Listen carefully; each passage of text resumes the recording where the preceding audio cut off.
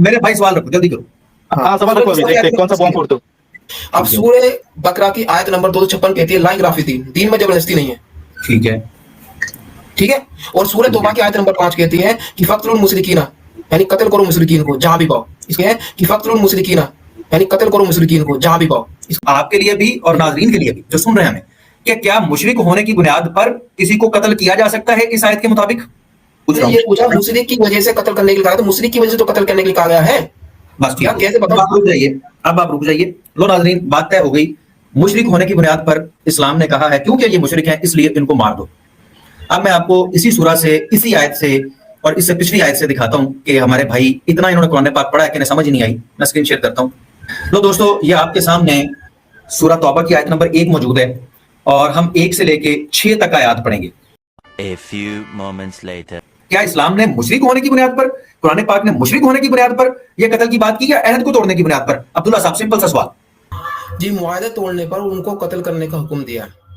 नाज़रीन, कुरान पाक ने मुशरिक होने की बुनियाद पर कत्ल करने का या जंग करने का हुक्म नहीं दिया। मेरा यह दावा था। हमारे प्यारे भाई अब्दुल्ला, क्योंकि बहुत ज्यादा इन्होंने ट्रांसलेशन पढ़ी थी, हालांकि ट्रांसलेशन से समझ आ जाती बात कि काफरों के, मुशरिकों के 2 ग्रुप थे। एक वो थे जिन्होंने एग्रीमेंट को तोड़ा और उन्होंने जंग शुरू की, ऐलान जंग किया। उन्होंने एग्रीमेंट तोड़ के ऐलान जंग किया। और एक वो मुशरिक थे जिन्होंने ऐलान जंग नहीं किया, एग्रीमेंट को नहीं तोड़ा। अल्लाह ताला ने कुरान पाक में दोनों ग्रुप्स की बात की कि ये दोनों ग्रुप्स मौजूद हैं। एक ने एग्रीमेंट तोड़ दिया है, एक ने एग्रीमेंट नहीं तोड़ा, दोनों मुशरिक हैं।